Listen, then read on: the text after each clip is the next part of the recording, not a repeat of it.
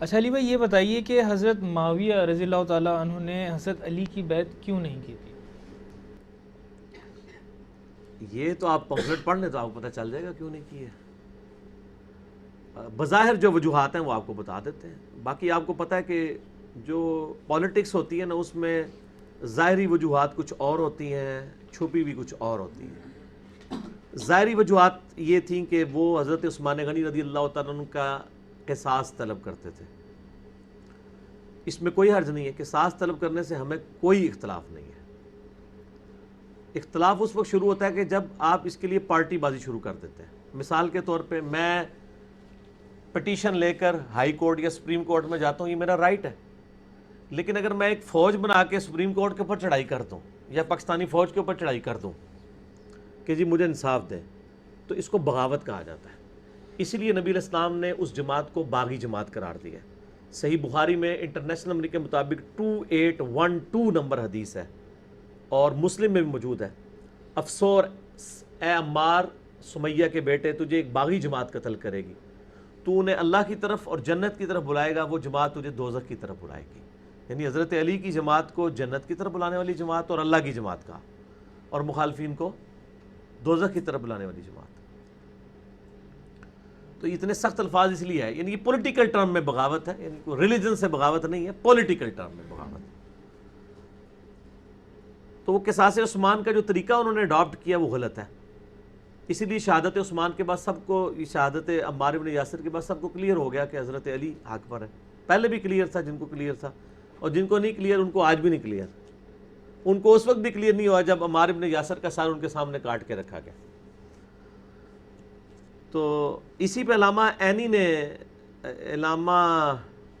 عینی حنفی جو ہے، عمدۃ القاری بخاری کی شرح میں انہوں نے لکھا ہے نا کہ تم کہتے ہو کہ حضرت معاویہ کو 1 اجر ملے گا اور حضرت علی کو 2 اجر. میں تو کہتا ہوں حضرت معاویہ برابر بھی چھوٹ دیے جائیں صحابی ہونے کی وجہ سے تو ان کے لیے کافی نہیں ہے کہ جب نبی علیہ السلام نے فرمایا تھا کہ عمار کو باغی جماعت قتل کرے گی، تو عمار کے قتل سے پہلے تو معاملہ ایمبیگوس تھا، اس کے بعد تو ایمبیگوس نہیں رہا، وہ جماعت باغی ہے دوسری. ٹھیک ہے، سیدھی سی بات ہے. بال اس کے اوپر میرے آپ جنگ جمل صفین نہروان لکھیں، میرے یوٹیوب پہ بے شمار کلپ آئیں گے. جو شروع میں نے 2 لیکچر بتایا نا، 101 مسئلہ اور 162A، ان میں نے چیزیں ڈیٹیل سے ڈسکس کی ہیں. باقی سر یہ 5B ریسرچ پیپر میں سب کچھ موجود ہے. تو ان چیزوں کو آپ جب اسٹڈی کریں گے تو آپ کو انشاءاللہ تعالی معاملات کلیئر ہو جائیں گے. باقی میں نے آپ کو بتایا پس پشت ریزنز بھی ہوتی ہیں.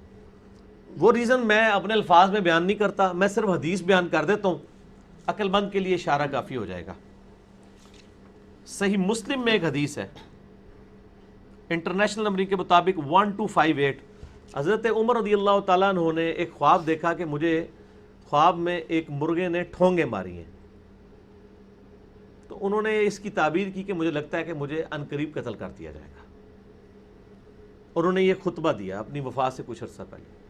ان کا دیکھنا، اگر مجھے کچھ ہو جائے تو میرے بعد امر خلافت کو ان 6 بندوں سے باہر نہیں جانے دینا جن کے ساتھ نبی علیہ السلام وفات تک راضی رہے.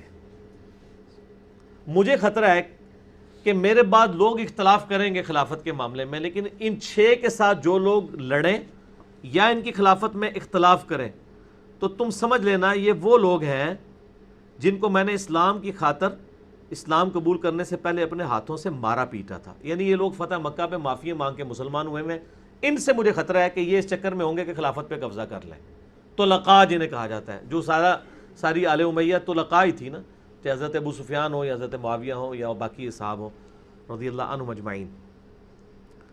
تو یہ بڑے سخت الفاظ ہیں. ان 6 بندوں کے نام مسلم کی تاریخ میں نہیں ہیں، لیکن بخاری میں جو حدیث ہے انٹرنیشنل نمبر کے مطابق 3700، بڑی ڈیٹیل حدیث ہے حضرت عمر کی شہادت والی. اس میں 6 رکنی کمیٹی انہوں نے شہادت کے زخم کے دوران بنائی ہے. فرمایا علی، عثمان، طلحہ، زبیر، سعد بن ابی وقاص، عبد الرحمن بن عوف، اور کہا عبداللہ بن عمر میرے بیٹے کو مشورے میں شامل کرنا، لیکن اس کو خلیفہ نہ چننا. ان 6 میں سے کسی کو چننا جن سے نبی صلی اللہ علیہ وآلہ وسلم وفات تک راضی رہے. اس کا مطلب کچھ ایسے بھی ہیں جن سے ناراض رہے. وہ مسند ابی یعلا میں صحیح سند کے ساتھ روایت ہے، میں نے اس میں ڈالی ہے کہ نبی علیہ السلام نے اپنی وفات سے پہلے ایک خواب دیکھا کہ میں نے آل مروان بنو امیہ کے بندروں کو اپنے ممبروں پر دیکھا ہے. ابو ہریرہ کہتے ہیں پھر نبی علیہ السلام اپنی وفات تک کبھی مسکرائے نہیں ہیں جب آپ نے ایک خواب دیکھا. تو یہ بندر سارے دیکھ لیے تھے آپ نے جو ممبروں پہ چڑھنے والے تھے، عبد الملک بن مروان اور ان کی پوری آگے اولاد اور یہ سارے باقی. اور مسلم میں ایک حدیث ہے کہ میری امت کا یہ قبیلہ میری امت کو تباہ و برباد کر دے گا، یعنی آل امیہ، کاش میری امت ان سے الگ ہے. اچھا، اسی طریقے سے بخاری میں جو حدیث ہے 4108 کہ جب حضرت معاویہ تحکیم کے مسئلے کے بعد مدینہ شریف آئے، انہوں نے خطبہ دیا، حضرت حفصہ نے کہا کہ جا میرے بھائی وہ خطبہ سن، تو اس میں نہیں بیٹھے گا تو تیری غیر موجودگی کو کچھ یعنی اس کا نیگیٹو امپیکٹ پڑے گا. تو وہاں پہ حضرت معاویہ نے خطبہ دیتے ہوئے کہا کہ دیکھو تم میں سے جو خلافت کا خواہش مند ہے وہ اپنا سر اٹھائے، میں اس کے باپ سے زیادہ خلافت کا حقدار ہوں. تو حضرت عبداللہ بن عمر کو وہ تابعی بعد میں کہتا ہے کہ آپ نے معاویہ کو وہیں جواب کیوں نہیں دیا جب انہوں نے یہ بات کی تھی. مراد یہ کہ وہ ان کو ہی ٹانٹ کروا رہے تھے. تو عبداللہ بن عمر کا باپ کون تھا؟ حضرت عمر. تو حضرت عبداللہ بن عمر نے کہا کہ میں نے ارادہ کیا میں اسے جواب دوں کہ تیرے زیادہ خلافت کا حقدار وہ ہے جس نے تم باپ بیٹا کو دونوں کو اس وقت مارا تھا جب تم لوگ کافر تھے، یعنی تمہارے خلاف قتال کیا ہوا ہے. وہی بات جو حضرت عمر نے کی ہے کہ وہ لوگ مخالفت کریں گے جن کو میں نے اسلام کی خاطر مارا ہے. تو عبداللہ بن عمر کے اس کامنٹس کے اوپر وہ تابعی کہتا ہے کہ عبداللہ بن عمر نے کہا میں فتنے کے ڈر کی وجہ سے، خون ریزی کی وجہ سے خاموش ہو گیا. اور وہ تابعی کہتا ہے شکر ہے عبداللہ بن عمر نہیں بولے اور اپنی عزت بھی بچا لی اور خون ریزی سے بھی بچ گئے. یعنی وہاں پہ فریڈم آف ایکسپریشن ختم ہی ہو گیا تھا ملوکیت میں. عبداللہ بن عمر کے لیے بھی مشکل ہو جاتا.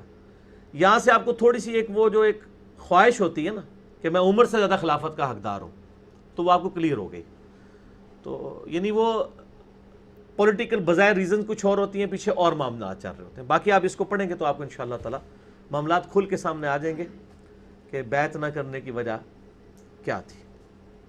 کیونکہ آل امیہ نبی علیہ السلام کے آنے سے پہلے مکے کا حکمران تھا. نبی علیہ السلام جیسے ان کی ان حکمرانی چھین گئی کیونکہ نبوت بنو ہاشم میں آ گئی. تو وہ جیلسی تھی جس طرح بنو اسرائیل کو بنو اسماعیل سے جیلسی تھی. ہم جو یہ حدیثیں سنتے ہیں علیکم بسنتی و سنت الخلفاء الراشدین المہدیین، تو اس کی بھی مخالفت ہوئی ہے پھر کیا یہ بیعت نہ کر کے خلیفہ راشد کی؟ کیوں نہیں مخالفت ہوئی ہے؟ اس میں الفاظ ہیں آگے ابو داؤد ترمذی ابن ماجہ میں.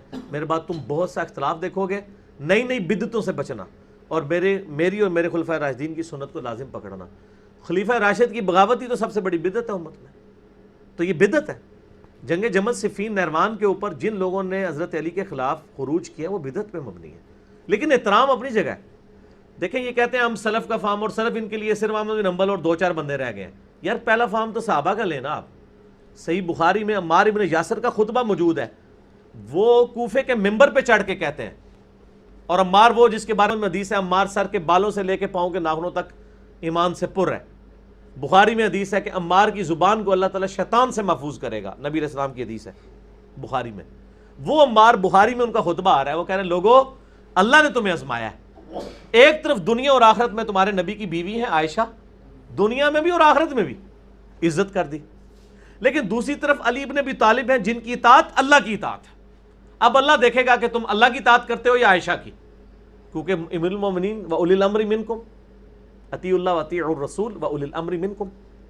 عمار ابن یاسر حضرت علی کی اطاعت کو اللہ کی اطاعت کہہ رہے ہیں اور حضرت عائشہ کو کی مخالفت کو اللہ کی مخالفت کہہ رہے ہیں، ان کا مخالفت کرنے کو حضرت علی کے خلاف. احترام اپنی جگہ کر رہے ہیں. تو سر یہ فہم سلف ہے نا. ہم عمار بن یاسر کو سلف مانے ہیں یا بنو عباس کے دور میں کسی جو ہے وہ عالم دین کی بات کو مانے، جبکہ ڈنڈا بھی ہو بنو عباس کا، حدیثوں میں بھی فلاں فلاں کر کے باتیں لکھی جا رہی ہوں.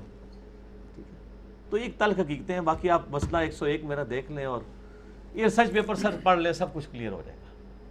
ٹھیک ہے، ڈاک پہ منگوا لیں 032159000162 صبح 9 سے 12:45 شام کو عصر سے مغرب.